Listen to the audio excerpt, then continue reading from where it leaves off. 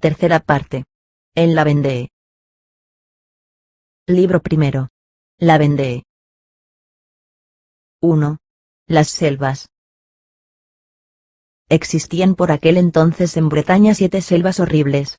La Vendée fue una rebelión clerical que tuvo las selvas por auxiliares. Las sombras se socorren mutuamente. Las 7 selvas negras de Bretaña eran: el bosque de Fogueres, que cierra el paso entre Dol y Abranches; el bosque de Pincé, que tiene 8 leguas de circunferencia; el bosque de Paimpont, lleno de barrancos y de arroyos, casi inaccesible por la parte de Baignon y con fácil retirada sobre Concomet, que era población realista; el bosque de Rennes, desde el que se oía el toque de somaten de las parroquias republicanas, siempre numerosas cerca de las ciudades, y en donde el Puisaye perdió a Focard; el bosque de Machecoul, cuya bestia feroz era Charette; el bosque de la Gamache, perteneciente a los de la Tremouille, los Gauvain y los Rohan, y el bosque de Bronceliande, propiedad de las hadas.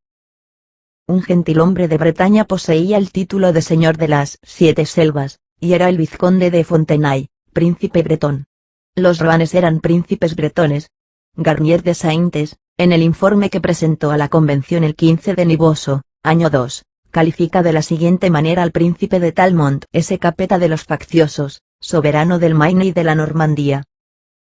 La historia de las selvas bretonas desde 1792 hasta 1800 podía escribirse separadamente, y unida a la vasta aventura de la Vendée, aparecería como una leyenda.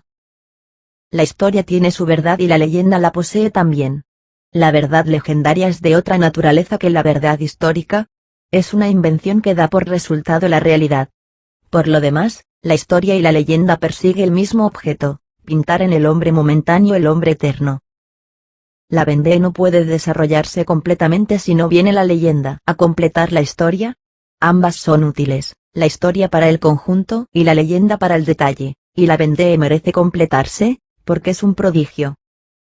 Esa guerra de los ignorantes, tan estúpida y tan espléndida, tan abominable y tan grandiosa, desoló y enorgulleció a Francia. La Vendée fue una llaga gloriosa. En algunos momentos históricos la sociedad humana ofrece sus enigmas, enigmas que para los ilustrados se resuelven en luz y para los ignorantes en oscuridad, en violencia y en barbarie. El filósofo no se determina a acusar. Toma en cuenta la turbación que producen los problemas. Los problemas, como las nubes, no pasan sin arrojar una sombra debajo de ellos. Si se desea comprender a la Vendée es preciso figurarse el antagonismo que hay entre la Revolución Francesa y el campesino bretón. Frente a frente de los sucesos incomparables de la Revolución, de la inmensa amenaza de todos los beneficios a la vez, del acceso colérico de la civilización, del exceso de civilización furibunda, de las mejoras desmesuradas e ininteligibles, es necesario poner al salvaje grave y singular, al hombre de ojos claros y cabellos largos, que se alimenta de leche y de castañas, que se contenta con su techo de paja, con sus valles y con sus fosos, que distingue a cada pueblecillo de sus inmediaciones por el sonido de su campana, que solo emplea el agua para beber, que viste coleto de cuero con arabescos de seda, inculto y bordado, que obedece como a un señor a su verdugo, que habla una lengua muerta, lo que obliga al pensamiento a vivir en una tumba, que pica sus bueyes, que aguza sus hoces, que escarda su trigo negro, que amasa su torta, que admira lo primero la reja de su arado y lo segundo a su abuela, que cree en la Santa Virgen y en la Dama Blanca, que tiene devoción al altar y a la elevada piedra misteriosa que se encuentra erguida en medio de la llanura, que es labrador en los valles, pescador en la costa, cazador en el bosque, amante de sus reyes, de sus señores, de sus sacerdotes y de su indigencia, y después de ponerle frente a frente de la revolución, ya no dudaremos de que este ciego no podrá aceptar aquella claridad.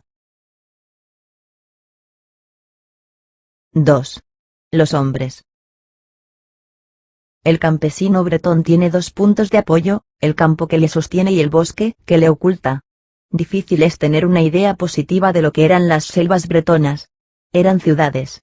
Nada tan sordo, tan mudo y tan agreste como aquellas intrincadas espesuras de espinos y de ramaje. Sus vastas malezas tenían lugares de inmovilidad y de silencio, eran soledades muertas, sepulcrales. Pero si repentinamente se pudiesen cortar de un golpe semejante al del rayo todos los árboles y arbustos, hubiera aparecido en la inmensa superficie calva un enjambre de seres humanos. Pozos redondos y estrechos, cubiertos por fuera con tapadera de piedra y ramas, primero verticales y después horizontales, y que se desarrollaban por bajo tierra en forma de embudo y terminaban en habitaciones tenebrosas. Pozos como los que Cambises encontró en Egipto fueron los que Westermann halló en Bretaña. Pero Cambises caminaba por el desierto y Westermann por el bosque, y así como había cadáveres en las cuevas de Egipto, había vivos en las cuevas de Bretaña. Uno de los claros del bosque de Misdon, todo perforado de galerías y de celdas, por donde iba y venía un pueblo misterioso, se llamaba la Gran Ciudad. Otro, tan desairado por encima y tan habitado por debajo, se llamaba la Plaza Real. La vida subterránea era inmemorial en la Bretaña. En todas las épocas, en ella el hombre huía del hombre. Por eso abrieron cuevas como para reptiles debajo de los árboles, cuevas cuya entrada se remontaba al tiempo de los druidas, pues no pocas de aquellas criptas eran tan antiguas como los dólmenes. Habían desfilado por aquel país las larvas de la leyenda y los monstruos de la historia, Tentates, César, Oel, Neomenes, Godofredo de Inglaterra, Alan Guante de Hierro, Pedro Manclerc, la casa francesa de Blois, la casa inglesa de Monifort, los reyes y los duques, los nuevos barones de Bretaña, los jueces de los grandes días, los condes de Nantes discutiendo con los condes de Rennes, los plebeyos, los malandrines, las grandes compañías, Renato II, vizconde de Rohan, los gobernadores del rey, el buen duque de Chaulnes, que prendía de los árboles a los campesinos bajo las ventanas de Madama Sévigné, las carnicerías señoriales del siglo XV, las guerras de religión de los siglos XVI y XVII, los 30.000 perros educados para la caza de hombres en el siglo XVIII. Bajo aquel pisoteo espantoso, el pueblo había tomado el partido de desaparecer. Cada cual por turno, los trogloditas para evitar a los celtas para librarse de los romanos, los bretones para escaparse de los normandos, los hugonotes para evadirse de los católicos, los contrabandistas para no caer en manos de los aduaneros, todos se refugiaban, primero en los bosques y después bajo de la tierra. Recurso de bestias. A ese recurso les obligaba la tiranía de las naciones. Hacía 2000 años que el despotismo, bajo todas sus fases, la de la conquista, la del feudalismo, la del fanatismo y la del fisco, buscaba a la miserable y azorada Bretaña, dándole una especie de batida inexorable, que no terminaba en una forma sino para comenzar en otra. Por eso los hombres se ocultaban bajo tierra. El espanto, que es una especie de cólera, se hallaba dispuesto a apoderarse de aquellos campesinos, así como las cuevas estaban en disposición de recibir a la gente en los bosques cuando estalló la República Francesa. La Bretaña se sublevó, creyéndose oprimida por aquella libertad que a la fuerza se le concedía, equivocación habitual de los esclavos. 3. Connivencia de los hombres con las selvas. Las espantosas selvas bretonas volvieron a desempeñar su antiguo papel y fueron siervas y cómplices de esta rebelión, como lo habían sido de todas las demás. El subsuelo de determinados bosques era una especie de madrépora que agujereaba y atravesaba en todos los sentidos un laberinto incógnito de zapas, de celdas y de galerías. Cada una de dichas celdas albergaba a 5 o 6 hombres. Lo difícil consistía en poder respirar en ellas. En Ille-et-Vilaine, en el bosque del Pertre, asilo del príncipe de Talmont, no se escuchaba ni el ruido de una sola respiración, no se veía la menor señal de seres humanos, y, no obstante, había allí 6000 hombres con Focart. En Morbihan, en la selva de Meulac, tampoco se veía a nadie, y había 8000 hombres. Y esto, sin embargo, las selvas, el Pertre y Meulac no son las selvas bretonas más grandes. Era terrible caminar por aquellos sitios. Aquellas espesuras hipócritas, cubiertas de combatientes escondidos en laberintos subyacentes, eran como inmensas esponjas de las que la presión del pie gigantesco de la revolución hacía brotar la guerra civil. Batallones invisibles se hallaban en acecho. Ejércitos ignorados serpenteaban bajo las plantas de los ejércitos republicanos. Salían de tierra y se ocultaban en ella. Saltaban de improviso en innumerables bandas y desaparecían también en un instante, como si estuviesen dotados del don de ubicuidad y del de dispersión, siendo primero avalancha y después polvo. Colosos que podían disminuir su estatura a su antojo, gigantes para luchar, enanos para desaparecer, jaguares que tenían la costumbre de los topos. Además de las selvas contaban con los matorrales. Así como tras las ciudades vienen las aldeas, así en la Bretaña a las selvas sucedían los matorrales. Las selvas se unían unas a otras por el dédalo de matas esparcidas por todas partes. los antiguos castros, que eran fortalezas, los pueblecillos, que eran campos, las granjas, que eran recintos circundados por emboscados y lazos. Las alquerías, reservadas por fosos y empalizadas de árboles, eran la malla de aquella red, en la que se enredaron los ejércitos republicanos. Dicha totalidad se llamaba el bocaje. Había allí, además, el bosque Misdon, que tenía en el centro un estanque, bosque en el que hacía la guerra Juan Chouan. El bosque de Genes, donde acampaba Taillefer. El bosque de la Huiserie, donde mandaba Gouge le Bruant. El bosque de la Charnie, donde mandaba Courtille el bastardo, conocido por el apóstol San Pablo, jefe del campo de la Vache Noire. El bosque de Burgault, donde imperaba el enigmático señor Santiago. El bosque de Charreau, en el que Pimouse y Petit Prince, atacados por la guarnición de Chateauneuf, se lanzaron sobre las filas republicanas, y cogiendo a varios granaderos se los llevaron prisioneros. El bosque de la Uneufsari, testigo de la derrota del destacamento de la Longue-Faille. El bosque de la Aulne, desde donde vigilaban el camino entre Rennes y Laval. El bosque de la Gravelle, ganado por el príncipe de la Tremoille al juego de bolos. El bosque de Lorges, en las costas del norte, donde Carlos de Boixart dominó después de Bernardo de Villeneuve. El bosque de Bagnar, próximo a Fontenay, donde Lescure presentó combate a Chalvos. El bosque de la Sandraye, que registró, como vimos, el batallón de París, y otros muchos más. No solo existían en ellos aldeas subterráneas agrupadas en torno de la cueva del jefe, sino verdaderos caseríos de cabañas bajas, escondidas bajo los árboles, y tantas que a veces llenaban todo el bosque y solo las descubría el humo de sus hogares. Las mujeres habitaban en chozas y los hombres en las criptas, empleando para la guerra las galerías llamadas de las hadas y las antiguas minas célticas. Les traían la comida a los que estaban ocultos, los que a veces, olvidados, perecían de hambre. Estos escondidos eran los inhábiles, que no sabían abrirse paso por los pozos. Casi siempre la cubierta de estos, formada de ramaje y de musgo, estaba tan perfectamente disimulada que no se conocía por fuera, y por dentro se abría y se cerraba con sencillez. Estaban muy bien dispuestas aquellas guaridas. Resultaba muy peligroso volver sin precaución a aparecer entre los vivos y desenterrarse inoportunamente. Se corría el riesgo de hallarse de improviso enredados entre una columna en marcha.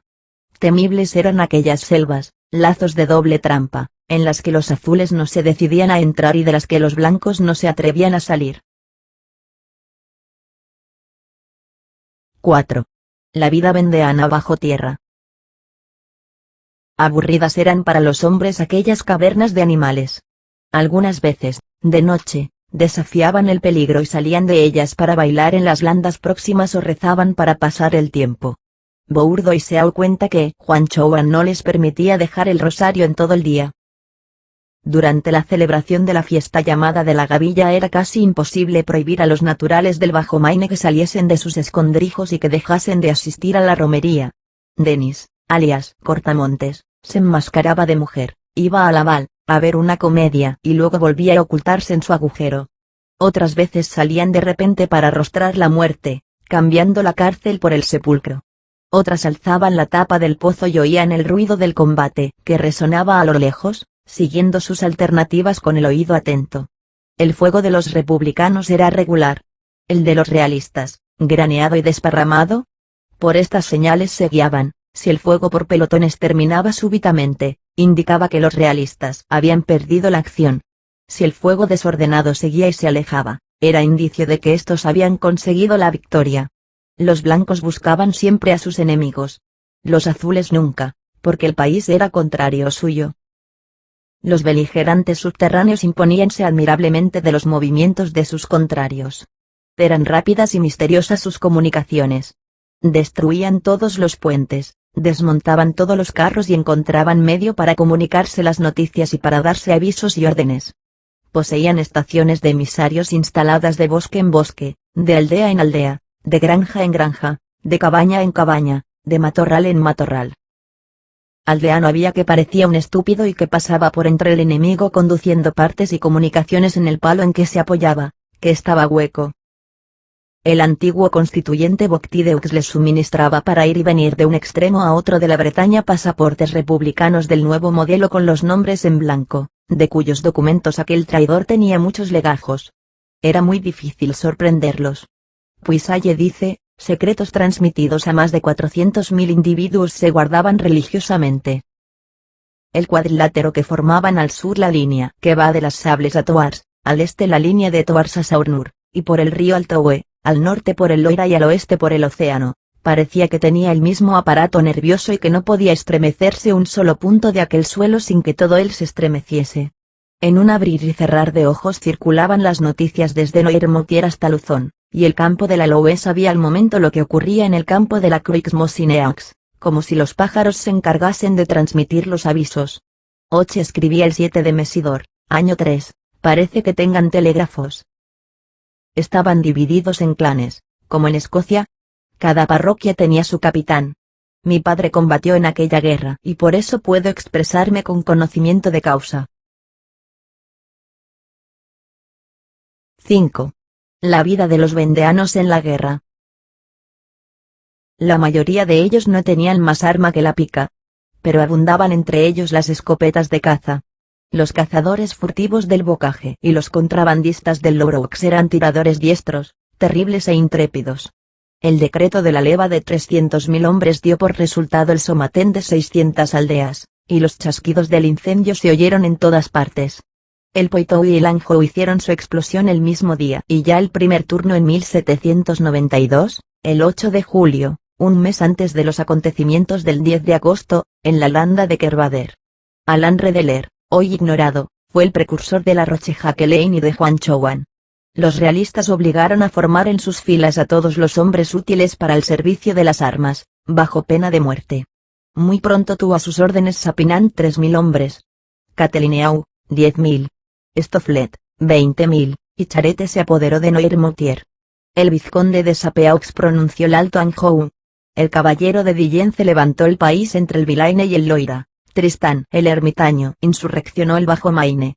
El barbero Gastón tomó a Guemenes, y el cura Vermier, lo restante del territorio. Para la sublevación de tanta gente emplearon un medio fácil y poco costoso. Detrás del retablo del altar, en el que decía la misa un cura juramentado, introducían un gato grande y negro que saltaba bruscamente a la puerta de fuera durante la misa. «Es el demonio», gritaban los campesinos, y todo un cantón se sublevaba. Los confesionarios soplaban asimismo en el fuego de la sublevación. Para atacar a los azules y atravesar los barrancos utilizaban un palo de 15 pies de longitud, llamado pértiga, que era a la vez arma de combate y de retirada. En lo más crudo de la pelea y atacando a los cuadros republicanos, se hallaban en el campo una cruz o una capilla, se hincaban de rodillas y rezaban sus oraciones, sufriendo el fuego de la metralla. Cuando terminaban de rezar, los que quedaban vivos se lanzaban con furia contra el enemigo. Eran gigantescos combatientes. Tenían la extraordinaria habilidad de cargar los fusiles a la carrera. Eran creyentes hasta la impasibilidad. Los curas les enseñaban otros sacerdotes, a los que enrojecían el cuello con un cordón apretado, y les decían, estos son sacerdotes guillotinados que han resucitado entre los muertos. Sentían igualmente accesos de caballerosidad y honraron a Fesque nombrándole abanderado republicano, que resistió innumerables sablazos sin soltar jamás la bandera. Al principio les arredraron los cañones, pero concluyeron por echarse encima de ellos y tomarlos a garrotazos. Primero cogieron un buen cañón de bronce, que lo intitularon El Misionero. Después se apoderaron de otro que había servido en las guerras católicas y tenía grabadas las armas de Richelieu y una imagen de la Virgen, y le llamaron María Juana. Cuando perdieron a Fontenay perdieron este cañón, alrededor del que cayeron, sin retroceder un paso, 600 campesinos. Más tarde recobraron a Fontenay, con el objeto de recobrar a María Juana, que llevaron en triunfo bajo la bandera flordelisada, la cubrieron de flores y la daban a besar como reliquia a las mujeres que encontraban. Se propusieron luego adquirir más cañones. Stofflet se había apoderado de María Juana. Celoso Catelineau, no quiso ser menos y atacó a Jayais, consiguiendo el tercer cañón. Forest atacó a Saint-Florent y tomó el cuarto. Chaoes y Saint-Paul hicieron más. Simularon cañones con troncos de árboles cortados y artilleros con maniquíes, y con esta falsa artillería hicieron en Marency retirar a los azules. Esta fue su época gloriosa. Más tarde, cuando Chabot derrotó a la Marsoniere, huyendo los campesinos abandonaron en el campo de batalla deshonrado 32 cañones con las armas de Inglaterra. Inglaterra entonces pagaba pensiones a los príncipes franceses y remitía fondos al hermano del rey. Los campesinos se cebaban en el pillaje. Aquellos devotos robaban cuanto podían. Puisaye dice en el tomo 2, página 187, he librado varias veces del saqueo a la aldea de Plelan. Más adelante, en la página 434, dice que no quiso entrar en Montfort y dio un rodeo para impedir el saqueo de las casas de los jacobinos. Saquearon a Cholet y Chayans, y aunque lo intentaron no lo consiguieron en Granville. Pero, en cambio, se desquitaron en Villedieu. Titulaban masa jacobina a los campesinos que se habían pasado a los azules, y los exterminaban con más furia que a los demás. Como soldados, eran aficionados a la carnicería en el combate, e independiente de él, al asesinato, como salteadores. Les complacía fusilar a los papanatas, es decir, a los ciudadanos, y a esto llamaban descuaresmarse. En Fontenay, el cura Barbotin dejó en tierra de un sablazo a un anciano. En Saint-Germain-sur-Ule, uno de sus capitanes, que era noble, mató de un tiro a un síndico del ayuntamiento y le robó el reloj. En Machecoul acordaron una vez hacer una monda simétrica de cabezas de republicanos, de 30 cada día, y la monda duró 5 semanas. A cada cadena de 30 cabezas denominaban el rosario. Bajaban los republicanos a un foso que habían abierto. La cadena se adosaba a una de las paredes y allí los fusilaban a todos. Los fusilados se desplomaban en la zanja, algunos de ellos aún vivos, y los enterraban. De tales barbarias y mayores presentaron muchos ejemplos. A Joubert, presidente del distrito, les cerraron los puños. Ponían a los prisioneros azules esposas cortantes, forjadas exclusivamente para ellos, y los mataban a golpes en las plazas públicas. Charette, que se firmaba Fraternidad. El caballero Charette, y que, como Marat, llevaba un pañuelo atado a la cabeza, quemó la población de Pomic con los habitantes dentro de las casas. Mientras tanto, Carrier, por parte de los republicanos, cometía atrocidades espantosas. El terror contestaba al terror. El insurgente bretón tenía casi la traza del insurgente griego, chaqueta corta, fusil con bandolera, polainas, anchos calzones. Enrique de la Roche-Jacquelain, a los 21 años, marchaba a la guerra armado con un palo y un par de pistolas. El ejército vendeano formaban los 154 divisiones. Establecía verdaderos sitios y tuvo bloqueada a Bressuire durante 3 días. 10.000 campesinos, un día de Viernes Santo, cañonearon con bala roja la ciudad de las Sables. En otra ocasión destruyeron 14 acantonamientos republicanos, desde Montigny hasta Courbeveilles. Querían mejor un cartucho que un Luis de oro. Lloraban cuando perdían de vista el campanario de su pueblo. Huir les parecía cosa natural, y en ese caso los jefes les decían, arrojad los zapatos y conservad los fusiles. Cuando les faltaban municiones rezaban el rosario y se arrojaban a apoderarse de las cajas de la artillería republicana. Posteriormente el B se las pedía a los ingleses. Cuando se aproximaba el enemigo, si tenían heridos los escondían entre los trigos o los helechos, y terminada la acción volvían por ellos. No vestían uniforme. Sus trajes se caían a pedazos, y campesinos y nobles se arreglaban con lo que encontraban a la mano. Roger Mouliniers llevaba un turbante y un dormán, que tomó en el almacén de trajes del Teatro de la Fleche. El caballero de Beauvilliers lucía toga de fiscal y sombrero de mujer encima de un gorro de lana. Todos, no obstante, usaban banda y cinturón blanco, y los grados se conocían por los diferentes lazos. El lazo de Stofflet era encarnado. La Roche-Jacquelain lo llevaba negro. Wimpfen, semigirondino, llevaba el broche de los Carabots de Caen. En sus filas aparecían mujeres, como Madame Lescure, que después fue Madama de la Roche-Jacquelain. Como Teresa de Moyen, querida de la Renaire, la que quemó la lista de los jefes de la parroquia.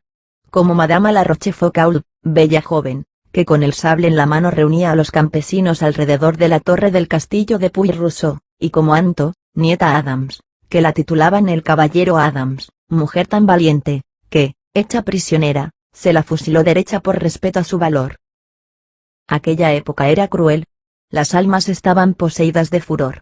Madama de Lescure hacía pasar expresamente su caballo sobre los republicanos, que estaban fuera de combate, muertos, según ella decía. Heridos no más, ¿acaso? Algunas veces los hombres hicieron traición a su causa. Las mujeres, jamás. La Fleury, actriz del teatro francés, se pasó de la Renaire a Marat. pero por amor. Los capitanes eran frecuentemente tan ignorantes como los soldados. Sapinaud desconocía la ortografía. Los jefes se odiaban mutuamente. Los capitanes del Marais gritaban. Abajo los del Alto País. Su caballería era escasa y difícil de allegar. Puisaye dice, el hombre que me entrega con buena voluntad sus 2 hijos, debilita su entusiasmo si le pido uno de sus caballos. Sus armas eran pértigas, horquillas, hoces, guadañas, fusiles nuevos y viejos, cuchillos de monte, hachas y mazas herradas y claveteadas. Algunos conducían 2 huesos de muerto puestos en forma de aspa. Atacaban lanzando grandes gritos. Surgían súbitamente de todas partes, de los bosques, de las colinas, de las cuevas, de las cañadas, formando circuito en torno del enemigo y cayendo sobre él como el rayo, matando, exterminando, y luego se disolvían y desaparecían. Al atravesar una población republicana cortaban el árbol de la libertad, lo quemaban y bailaban alrededor del fuego. Sus expediciones eran por la noche, porque la regla general del vendeano era presentarse donde no lo esperaban. Caminaban silenciosamente 15 leguas sin dejar la menor huella de su paso. Por la noche, después que los jefes y el consejo de guerra fijaban el sitio en que al día siguiente por la mañana habían de acometer sorprendiendo a los destacamentos republicanos, cargaban los fusiles, mascullaban sus oraciones, se quitaban los zapatos y desfilaban formando largas filas por medio de los bosques, descalzos sobre los brezos y sobre el musgo, sin ruido, sin pronunciar ni una palabra, casi sin respirar. 6. El alma de la tierra se transmite al hombre. El número de insurrectos en la Vendée puede aproximarse a 500.000 entre hombres, mujeres y niños. 500.000 de combatientes es la cifra que señala Tuffin de la Ronarie. Los federalistas eran sus auxiliares. La Vendée tuvo por cómplice a la Gironda. La Lozère enviaba al Bocage 30.000 hombres. Se coligaban 8 departamentos, 5 en Bretaña y 3 en Normandía. Évreux, que fraternizaba con Caen, estaba representado en la rebelión por su alcalde Chaumont y por Gardembas, uno de sus notables. Bissot, en Molins. Chassan, en Lyon. Rabat-Saint-Étienne, en Nimes. Meillan y Duchael, en Bretaña, eran otras tantas bocas que alentaban el fuego y atizaban la llama del incendio. Hubo 2 Vendées, la grande, que combatía en las selvas, y la pequeña, que hacía la guerra en los matorrales. Esta es la diferencia que separa a Charette de Juan Chouan. La Vendée pequeña era bondadosa. La grande, corrompida. La pequeña valía más. Sin embargo, Charette fue nombrado marqués, teniente general de los Reales Ejércitos y Gran Cruz de San Luis, en tanto que Juan Chouan no pasó de ser Juan Chouan. Charette confinaba con el bandido y Juan Chouan con el paladín. En cuanto a los jefes magnánimos, Beauchamp, Lescure, La Roche-Jacquelain, todos se equivocaron. El numeroso ejército católico fue un esfuerzo insensato que debía dar el desastre por consecuencia. Figurémonos una tempestad de campesinos atacando a París, una coalición de aldeas sitiando al Panteón, una trailla de villancicos y de oremus ladrando alrededor de la Marsellesa, un enjambre de fanáticos lanzándose sobre la Legión de los Talentos. ¿Qué había de suceder? Mans y Savenay castigaron aquella locura. Difícil era para la Vendée pasar el Loira.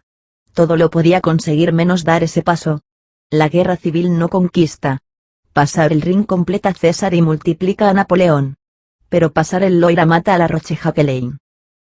La auténtica Vendée es la que se sostiene dentro de su territorio. Allí es inconquistable.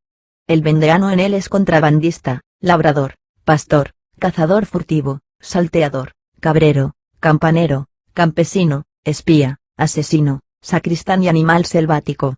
La Roche-Jacquelain fue un Aquiles. Pero Juan Chouan resultó un Proteo. La rebelión de la Vendée abortó. Otras rebeliones salieron victoriosas. Por ejemplo, la de Suiza. Hay la diferencia entre el insurrecto de la montaña, como el suizo, y el insurrecto de los bosques, como el vendeano, de la influencia fatal del ambiente en que viven. El uno combate por un ideal y el otro por una preocupación. El primero se cierne sobre el suelo y el segundo se arrastra por él. Aquel lucha por la humanidad y este por la soledad. Uno prefiere la libertad y el otro el aislamiento. Aquel defiende la comunidad y este la parroquia. La educación que proporcionan las alturas no es igual que la que dan los barrancos. La montaña es una ciudadela y la selva es una emboscada. Aquella inspira audacia y esta enseña a tender lazos. La antigüedad coloca a los dioses en las cimas y a los sátiros en las espesuras, y el sátiro es el salvaje semihombre y semibestia. Los países libres tienen sus Apeninos, sus Alpes, sus Pirineos, su Olimpo. El Parnaso es un monte. El Monte Blanco era el apoyo colosal de Guillermo Tell. En el fondo, y por encima de las luchas inmensas de los espíritus contra la noche que llenan los poemas de la India, se distingue el Himalaya. Grecia, España, Italia y Helvecia tienen como figura la montaña. Cimedia, Germania y Bretaña poseen como figura la selva. Esta es bárbara. La configuración del suelo presenta al hombre muchos actos y es cómplice de ellos más de lo que se cree. A la vista de ciertos paisajes feroces tendemos a disculpar al hombre y a culpar a la creación, porque se comprende la sorda provocación de la naturaleza. El desierto es perjudicial para la conciencia, sobre todo para la conciencia ilustrada, porque la conciencia puede ser gigante, como la de Sócrates y la de Jesús, y puede ser mezquina, como la de Atreo y la de Judas. La conciencia pequeña se hace en breve reptil y es fatal para ella el frecuentar los altos árboles, que lanzan sombra crepuscular. Las zarzas, los espinos y los pantanos entre las matas, porque allí se somete a la misteriosa infiltración de malévolas persuasiones. Las ilusiones ópticas, los espejismos inexplicables, el azoramiento que producen la hora o el lugar, sumergen al hombre en una especie de pavor semirreligioso, semibestial, que en épocas ordinarias engendra la superstición y en épocas de violencia la brutalidad. Las alucinaciones encienden la antorcha que ilumina la senda del asesinato. El fanático está poseído del vértigo. La prodigiosa naturaleza tiene un doble sentido, que deslumbra a los grandes talentos y que ciega a los ignorantes escasamente civilizados. Cuando el hombre es ignorante, cuando el desierto es a propósito para visiones, la obscuridad del aislamiento se añade a la obscuridad de la inteligencia, y ciertas rocas, ciertos barrancos, ciertos matorrales y la noche al través de los árboles, obligan al hombre a cometer acciones locas y atroces. Casi podría decirse que hay lugares malvados. Los vastos horizontes inspiran al alma ideas generales. Los horizontes circunscritos fecundan ideas parciales, lo que a veces condena grandes corazones a tener espíritus pequeños. Confirmación de esta verdad fue Juan Chowan. El odio de las ideas parciales a las ideas generales es lo que forma la lucha del progreso. París y patria son dos palabras que unifican toda la guerra de la Vendée, que fue la contienda de la idea local contra la idea universal, la de los campesinos contra los patriotas. 7. La Vendée terminó con la Bretaña. La Bretaña es una antigua rebelde. Siempre que se sublevó, en el transcurso de 2000 años, tuvo razón, menos la última vez. Y, no obstante, en realidad, todas las veces que la Bretaña hizo la guerra, fue la misma guerra, la del espíritu local contra el espíritu central, igual cuando se sublevó contra la revolución que cuando se levantó contra la monarquía. Esas antiguas provincias eran un estanque. Correr era odioso para aquella agua dormida. El viento que soplaba no los vivificaba, los encolerizaba. En Finisterre concluía Francia. Allí terminaba el campo concedido al hombre. Allí se estacionaba la marcha de las generaciones. ¡Alto! Gritaba el océano a la tierra y la barbarie a la civilización. Siempre que el centro, París, daba un avance, ya viniera del trono, ya de la república, ya del despotismo, ya de la libertad, era una novedad, y ante ella se amedrentaba la Bretaña, exclamando: «Dejadme en paz». ¿Qué queréis de mí? El mar escogía su pértiga y el bocaje su carabina, y todas las tentativas de Francia, su iniciativa en legislación y en educación, sus enciclopedias, sus filosofías, sus genios y sus glorias, se destrozaban delante de Lonroux. El Somaten de Bazonges amenaza a la Revolución Francesa. La landa de Faon se levanta contra las tempestuosas plazas públicas, y la campana de Laud d'Espres declara la guerra a la Torre de Louvre. La insurrección vendeana fue una lúgubre equivocación.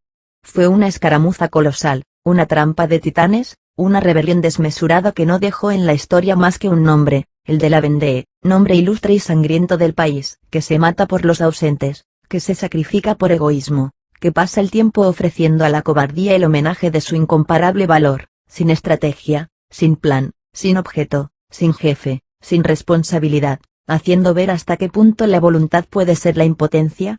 País caballeresco y salvaje, país que intentó realizar lo absurdo, fabricando contra la luz un parapeto de tinieblas.